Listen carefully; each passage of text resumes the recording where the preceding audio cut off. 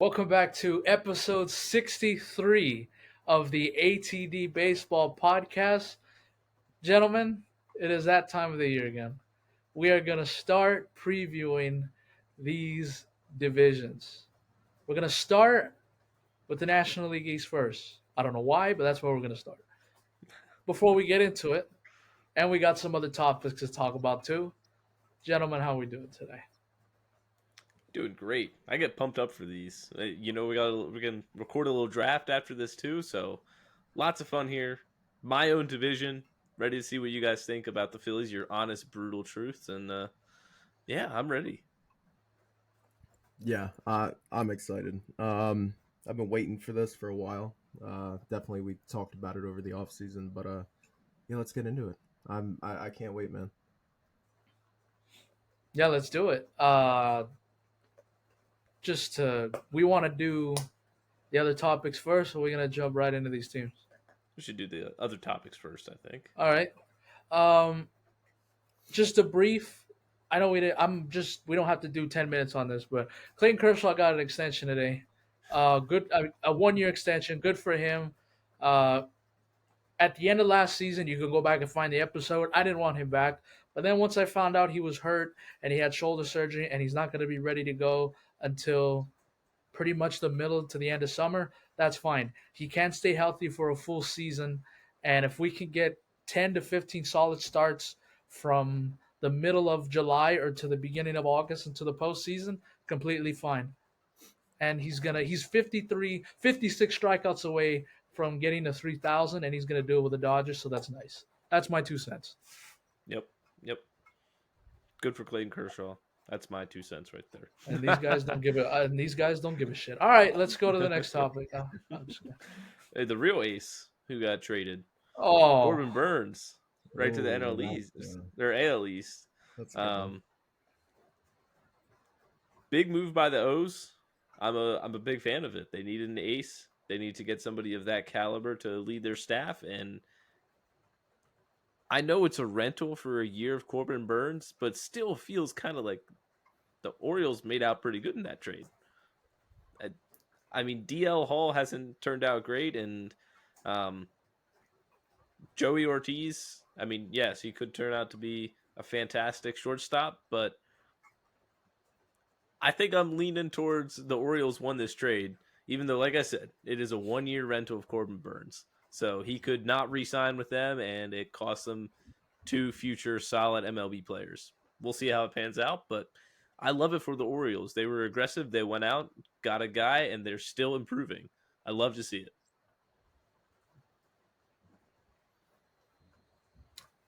yeah. Orioles needed to do it. They have a lot of young talent, but you saw it in the postseason last year against Texas. They were missing the true ace in that rotation, and now they got it. And what a week it's been for the Baltimore Orioles. They get a new ownership group in there and immediately start getting to work.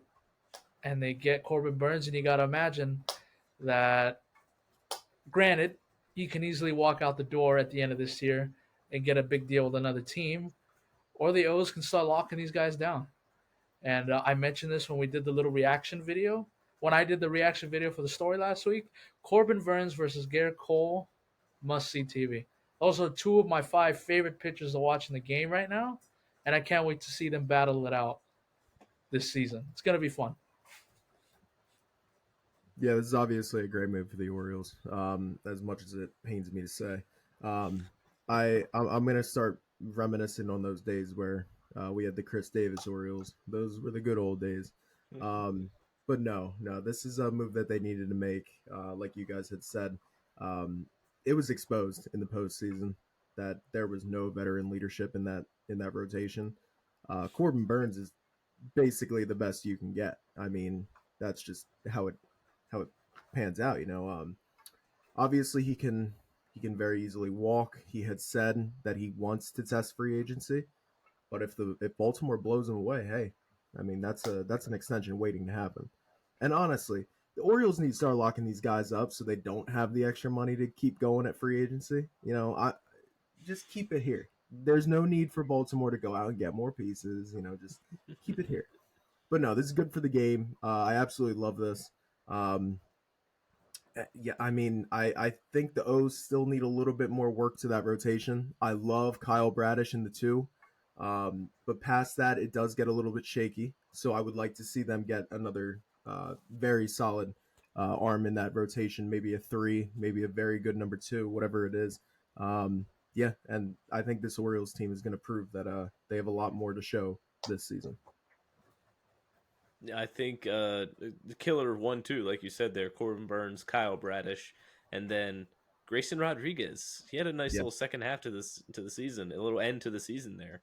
Um, I think you got to feel pretty good about that. And now, I'm totally in favor of them adding some more arms at the end of the rotation there. But you got a good start now. You have an ace. Kyle Bradish, no offense, but I'm not sure you were number one material. You do fit the two bill a damn little good bit number better, in two. my opinion. Yes. So I think they're looking great there at the beginning, sure up the back end a little bit, and now we're talking. You still got plenty of depth to deal from in that farm system there. You have lots of guys who either you haven't called up yet or they've seen the big leagues a little bit. There's plenty of more people to deal, and there's plenty of teams that are interested. Go out and trade for Dylan Cease too. Double down. No, No, no. I don't think that's gonna happen. But I could see him adding another arm for sure. Sign somebody in free agent. There's still some quality arms available out there too. So, um, anything else on Corbin Burns, Melo? I'm gonna speak for Kyle on this because I know it's gonna hurt him. Um, you know, Yankee fans had to deal with the Red Sox for years, and then in the most recent years, they start trading guys away and they start becoming a bad baseball team again, rebuilding.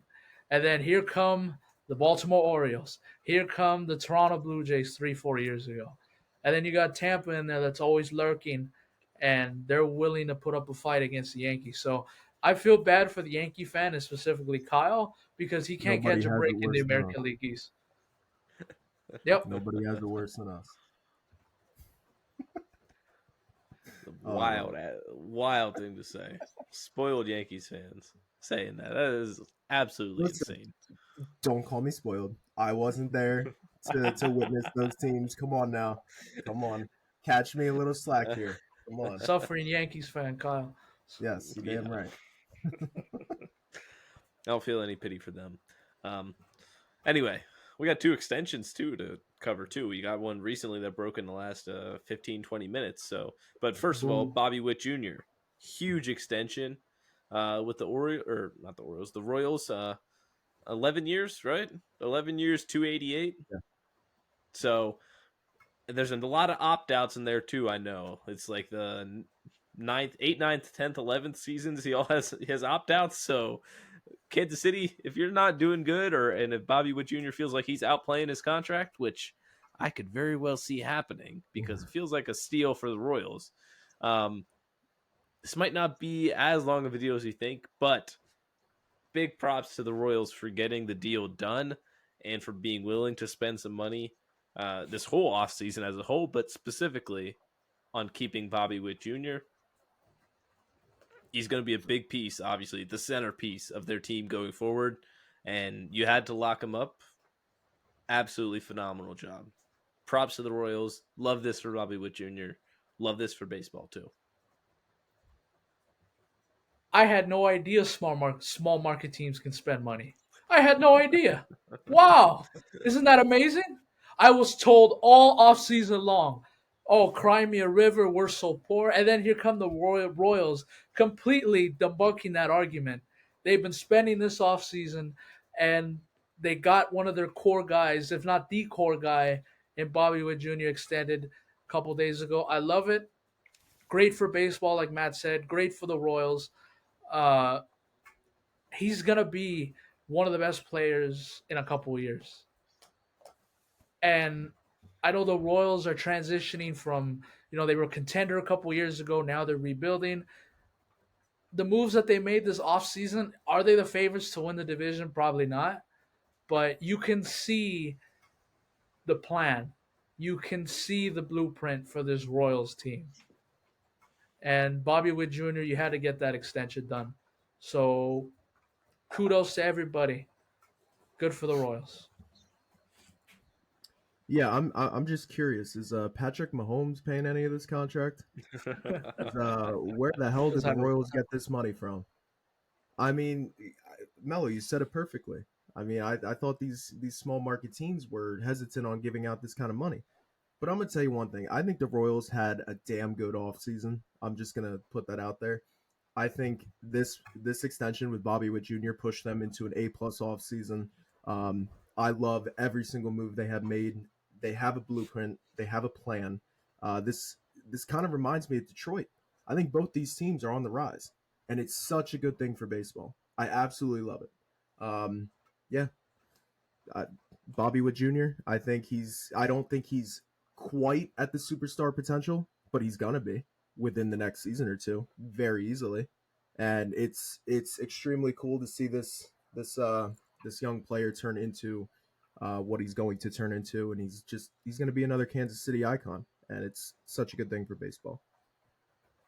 Yeah, the Royals didn't quite get the Braves motto quite down. They didn't quite get the 10 years for 90 million that the Braves are somehow able to pull off, but they did sign a budding superstar to an under $300 million deal, who he's a guy when he would hit the opener market in 3 years or so, he would definitely be asking for 300 million.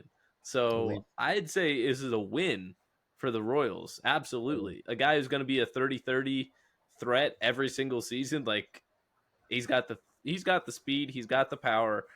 He's pretty good with the glove too. So I'm very happy with the Royals. Very glad that they spent the money to lock him up. Um, one more extension too, right? One more extension to get to. Yep. Everybody's Yeah. Jose favorite player. Altuve. Jose Altuve, 5-year, 125 with the Astros. Another extension. Seems a little light, but then again, he is 32 years old, so got to keep that in mind. He's the core piece. They're keeping him around. I couldn't picture him in any other uniform personally, so it seems like it was the right move. He's an Astros icon at this point. He is an Astros legend, so you couldn't let him get away. And that's one piece of their core that they're not going to let escape. They don't feel he's replaceable, at least, is what they're letting us know, because they let George Springer walk. They let Carlos Correa walk, but they feel that they can't replace Jose Altuve. So interesting to know. 5 years, 125 for Altuve. Probably going to be an Astro for life. Yeah, and there's certain players in this league that are forever guys with one team. You saw Clayton Kershaw get a 1 year thing today. He's a forever a Dodger. Same thing now with Jose Altuve. He's going to be forever an Astro. And I mean, if you're going to get that kind of production in the postseason every year, I'll take it. He may not put up the big regular season like 2017 when he wins the MVP and stuff like that, but if I'm going to get stuff like I did last postseason and in 2022 when they won the World Series again, I think this is a no-brainer. Have to do it. Yeah, I mean, Jose Altuve, he becomes the first second baseman in MLB history to surpass 300 million. Um, I mean, he deserves it, man. As much as I hate on the guy, as much as he's really put me in a bad mood over these last few seasons, he deserves it. I mean, he just does. He embodies everything it means to be an Astro, negatively and Whoa. positively. But he no, he deserves it, man. He really does. On the field, he's a damn good ball player, and yeah, it's good for both sides here. I couldn't imagine him anywhere else. Yeah. So unless we got anything else on extensions, that's gonna wrap up all the outside stuff, and now we got to focus on Fun stuff. Previewing the Here we go. NL East. That's right. That's right. So, Yes. in case you weren't Crappy with us division, before Paul. on how this works, okay, crappy division. All right. We'll probably go over some of the biggest moves that were made in the division real quick, and then we're going to go down by team on over unders for total team wins for 2024. Give our picks for that, maybe a little reasoning why, and then also a MVP for the division and a Cy Young winner for the division. And I'm sure we're going to have lots of other takes mixed in between as well. So, starting off some of the biggest moves that were made in the NL East. I think, if I'm not mistaken, like the biggest one is the Phillies bringing back Aaron Nola. Really, it was the Phillies' main objective, and they got it done. Yeah, and the Phillies let Craig Kimbrell walk too. Oh yes, what a terrible idea it was. No, I feel great about that. Good luck, Orioles, with Craig Kimbrell next year. Um, Other big moves in the NL East. Joey Gallo signed with the Nationals. Huge move right there. No, Something like that. honestly, there really wasn't a lot of other big moves. The Braves made some trades. The There you Braves go. brought in Chris Chris Sale. Sale and Chris Sale, Jared Kelenic. They made some trades, but other than that, the Mets aren't really trying to spend a lot of money. It seems like, or Don't if they disrespect Luis are, Severino. Come on. they did. They did. They signed Luis Severino. Um, Harrison am I Bader. missing Bader? Yeah, two It Yankees was legends right there. Severino, maybe. Yeah, no. I think that pretty much covers it. There wasn't too much noise out of the NL East here. No. Um, Braves over under. These over unders are Under. via BetMGM. You can go place your bets on these odds or these over unders right now. So Which would be nice. these are not made up. Would be not if you nice. live in California. Would be nice if it Not was in my legally. state. Yes, yes. Braves 101.5 wins. What are we thinking on the Braves? Over or under 101.5? I hate, and I know we'll get to the Dodgers in a couple weeks. I hate when these over unders are somewhere 100. Now listen, it's not supposed. This is supposed to be hard. It's not supposed to be easy. I don't think they were going to give the Braves 97, 96, but do the Braves really care about winning 100 games again? Because they're going to win the division. And after Oh, what we've seen the last 2 years, are we sure? Are they that thrilled and excited about getting 100 wins again? Uh, I'm gonna go over, but I don't like it. okay. Oh man, yeah. These point fives really kill me here.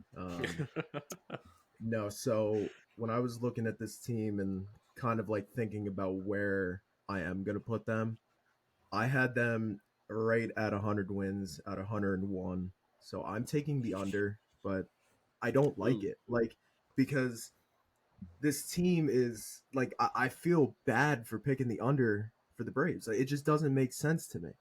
But I feel like they just shot them a little bit too high. And like I said, I had them at 100 and 101, but this could very easily go either way. I don't feel confident about this, but I am taking the under. all right. Listen, we've seen it. Braves are regular season kings at this point. Oh, I don't know what else to say. It doesn't seem to transfer over in the postseason the last couple of years, but they have won the NL East last 5 or 6 years in a row, something like that. So I have no reason to pick against them. And we'll talk about my Phillies here in a minute, but Braves are a great regular season team. They're loaded, their whole roster up and down. They improve their rotation if Chris Sale can stay healthy. I think there's no reason this team can't win 105 games even. They're going to be a loaded team this year and debatably the best roster in all of baseball. everybody stays healthy. I don't know. I could see 105. Come on. Debatably the most loaded roster up and down in all of baseball. You're losing me Melo's a little not bit. Yeah, convinced. Okay. you're Either way, losing me a I'm little taking bit. I'm taking the over. I'm taking the over. I'll take the over on the Braves. My Phillies set at 89.5. Too low. Is it? I think this is one of the more easier overs. Okay. I'm not. This is a 94, 95 win team. I think. Yeah, All right. this is without question probably the easiest over we're gonna have when doing this Thank you. preview. To be honest with you, easy over Wow. without a doubt. That's I interesting. think I would be absolutely shocked if this team falls under. I mean, they got off to a really slow start last year. And Team is loaded, man. Come on. it is. We're getting Bryce Harper healthy the whole season, which does matter. Phillies won 90 games last year. It's going to be close. They would have beaten that over this year. Yes. Yes. And they also... All right, you talked me into it. Give me the over on my Yes. Phillies. No. I think it's going to be close. Phillies don't care about the regular season, so they're going to squeak in the playoffs again, and we'll see what happens from there. But yeah, I'll take the over on my Phillies. Interesting. Very interesting take, man. But before we continue on here, Matt, I need to ask you expectations for the Phillies this year. What is? Hey, you know what? This was a really good season, and what is? This was a disappointing year. NLCS appearance, World Series appearance. NLCS is, to me, it's still, hey, this was a really good year. As long as you're not getting swept in the NLCS, it's still a, hey, this is a really good year. I think either wild card exit or not making the playoffs, obviously, this is disappointing. But I still think that a wild card exit would be, this is a disappointing season. It sucks because you got a giant in your own division, and you got another giant in the league, but there's no reason why the Phillies cannot be the third best team in the National League. 100%. In my opinion, there's no reason why they shouldn't be. I agree with that, 100%. Moving right along, we got the New York Mets at 82.5, right above 500 there. That's right. Step right up, meet the Mets. They held on to Pete Alonso, and they called up. Lose them. Well, maybe. They called up some of their rookies or prospects at the end of last season, so we're going to see like Francisco Alvarez and Mark Vientos for this upcoming season. Mets are an interesting one. Back. Edwin Diaz is back. Is that worth a couple wins to you? I don't know. Could be a couple losses. Let's see how Diaz. Yeah, let's see if he returns back to that or he keeps going.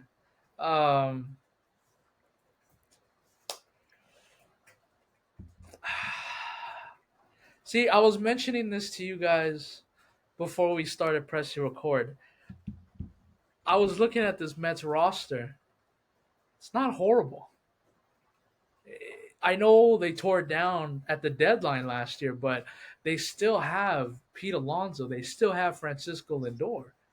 Kodai Senga is a good front of the line starter. I'm gonna go over on this one. Ooh, okay. I think they just get it though. I think this is an 83, 84, 85 win team. Yeah, I'm with Melo on this. And this is surprisingly a very easy over for me to take. I like this Mets team. I like what they've done. I I think they've had a sneaky good offseason. And I think due to the absolute just catastrophic fall last year, I think it's not as easy for other people. But like I said, I like what they've done, and I think Kodai Senga is going to take that next step. He's going to fully blossom into the ace of the Mets, and I'm here for it. I like what this team has done, and I think getting Edwin Diaz is such a big addition. I'm taking the over. Interesting. Interesting. Now, the way I look at this is obviously you can't take the over on every team. You can, but you're definitely not going to, it's not going to make sense and you're not going to win it all. I'm going to take the under on the Mets, but keep that pick in mind when we roll into the next two teams because they may have a bit of an impact on why I would pick the under on the Mets. I'm expecting bigger things out of the Marlins and Nationals this year than in recent years. So that's going to impact my reasoning for picking the under on the Mets a little bit here. So with that being said, yes, under on the Mets takes us to the Marlins. Set at 78.5. Melo, what are we thinking on the Marlins? Wild card team last year.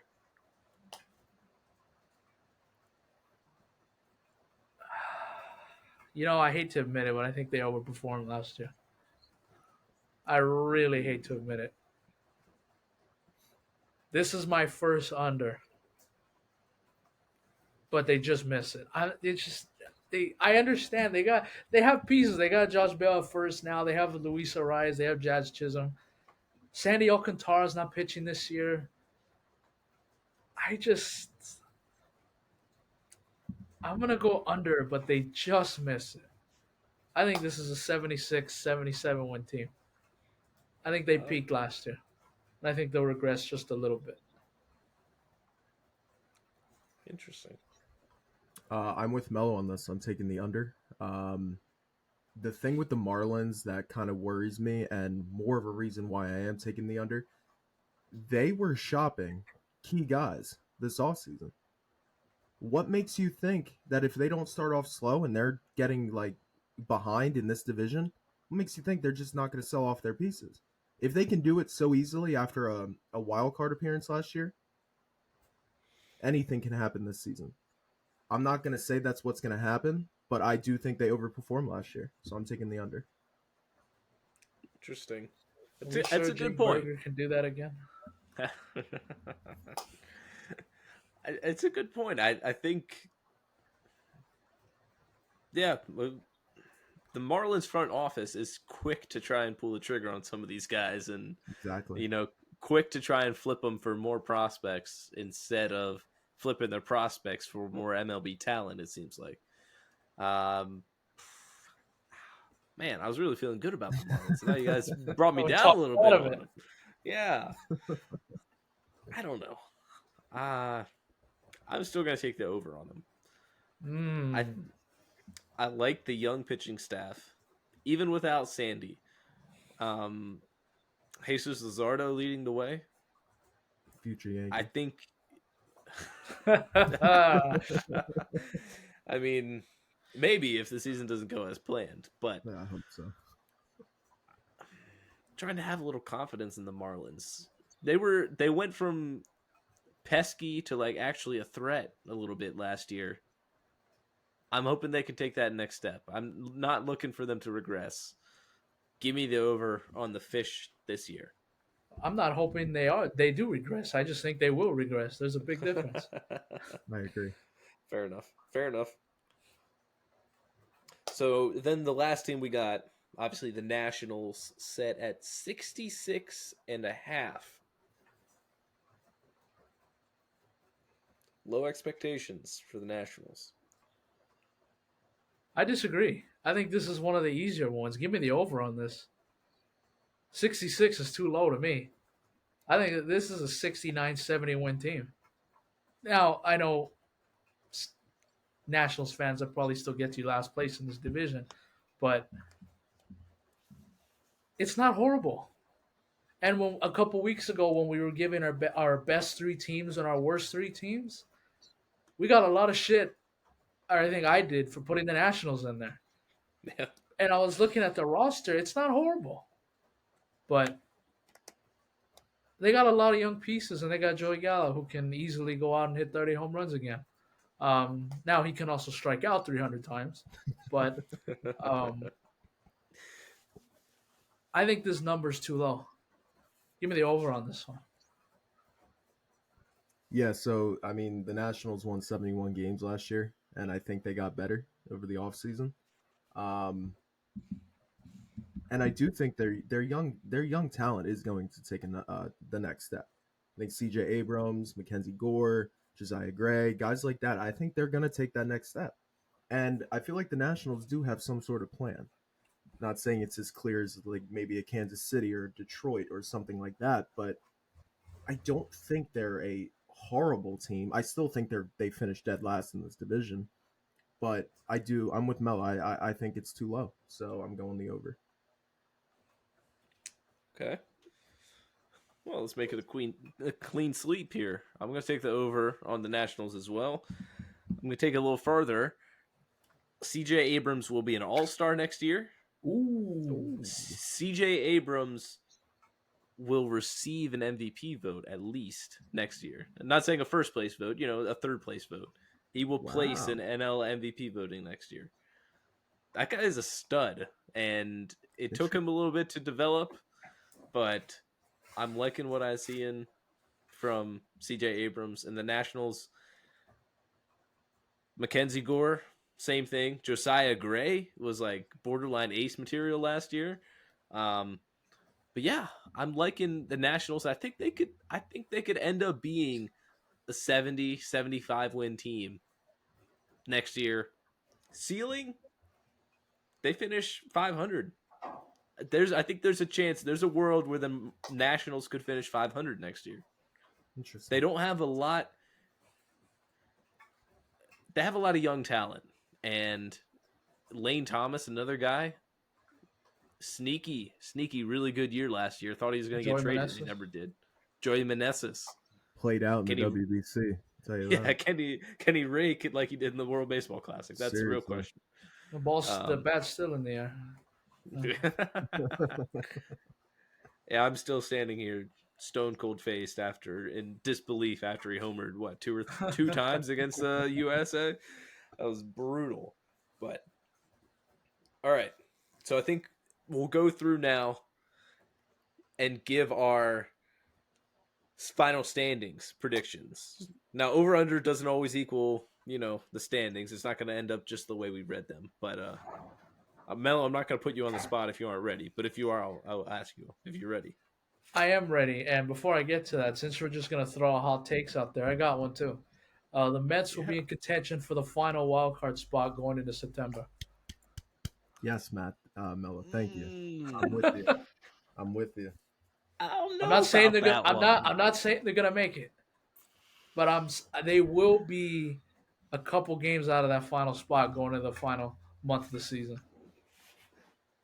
Wow. Now, Okay. to my standings. Number 1, Atlanta Braves. Sorry, Matt. Number 2, Philadelphia Phillies. Number 3, New York Mets. I could really get screwed with that one. Number 4, I like the Nationals, but I just don't think they need a little bit more. I'm gonna go with the Marlins and the Nationals last. So basically, the order that you send the text in. That's how I see it. Yep. Make that 2 for 2. I'm going Braves, Phillies, Mets, Marlins, Nationals. All right. I'm gonna swap one here. No, it's not gonna be my Phillies for first place. Okay. I don't think so. So Phillies I for got third? no, not the other way either. Phillies are staying at 2. Braves, Phillies. Give me the Marlins, then the Mets, and then the Ooh. Nationals. That's that Same. Mets hating there. It is, but same standing as last year. So F the Mets. F the Mets.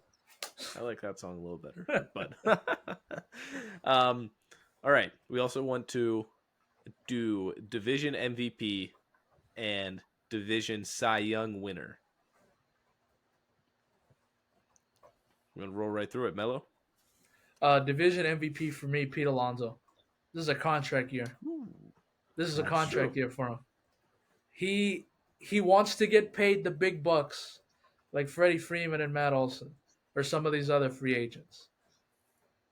I think he's gonna have a monster year, and he's gonna put pressure on the Mets front office to pay him what he wants, because clearly these two sides are not on the same page of contracts. I think Pete has a monster year. MVP, Cy Young. you Come on. Come on.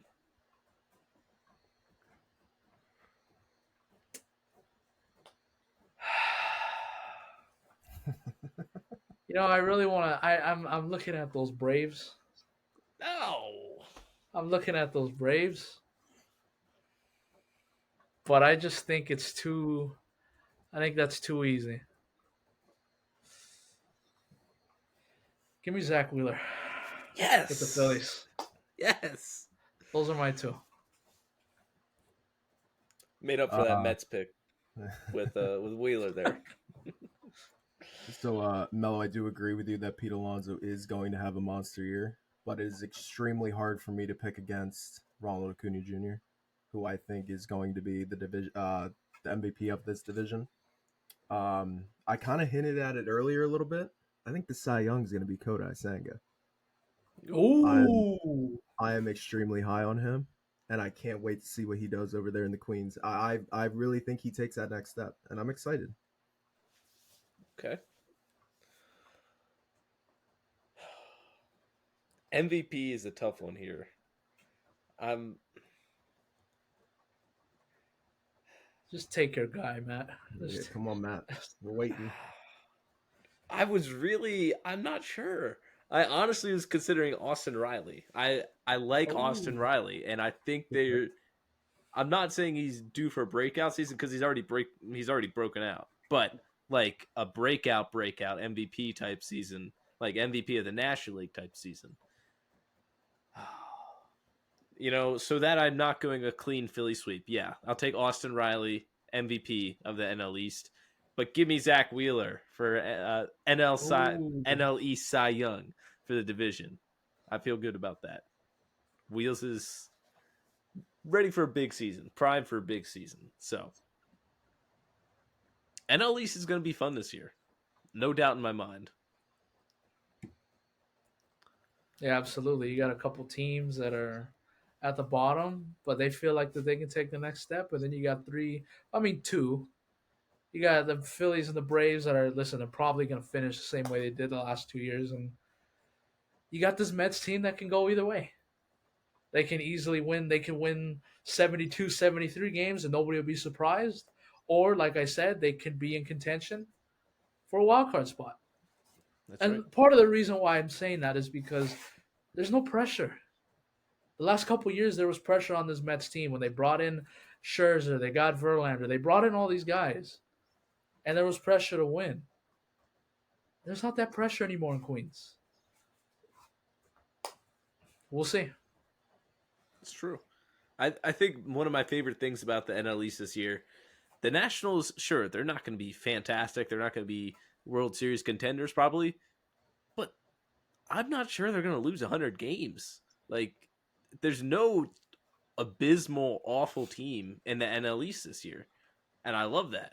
I mean, obviously, it's great for baseball's competition as a whole and makes the sport more fun to watch when no team is, absolutely tanking. But I think it's good for the division as a whole. Could it cost some of the top teams some wins throughout the season, though, too? Great point. Absolutely. The Braves could get a couple chopped off by the Nationals. I mean, we see it all the time. The Marlins used to do it to the Phillies, but I mean, the Marlins are respectable at least now. But it used to happen before that, before the Marlins were respectable. So I think we could see that though sometimes this year with the Nationals, the Marlins, the Mets, whoever you think's in the bottom of three there, stealing a couple wins from these Phillies and Braves teams when Phillies and Braves should be handling business against them. So just another thing to keep in mind there. Round of applause for us. First First division Yes. preview in the books for us. Well done, boys. I don't think we got anything else we want to add on the NL East, right? We all good? All good? Have fun killing each other this year, Braves and Phillies. Yep. Have fun. Yep. They're going to We will. be crawling to the finish line in September. Well, we'll see. We'll see. I think hopefully the Phillies can have their wild card spot locked up by then, but we'll see how it goes. Look out for our draft coming here. We're literally going to sit down and record that here in a minute, but we're going to be drafting teams, each of us drafting a team completely of NL East players. So let us know whose team is the best then. And Oh, they we're will. going to have lots of graphics coming from this too. Over-unders graphic. So you can comment your thoughts, get your thoughts all out there. Tell us how wrong we were about the Nationals and We know you the will. Braves and whoever else. Yes, we know you will. So feel pretty Let's good go about Mets. this. Get that out of here. We got to get out of here on that. Let's note. go Mets. Nope. Nope. We will see you next week. Episode 63 in the books. NL Central preview next week. Oh, God.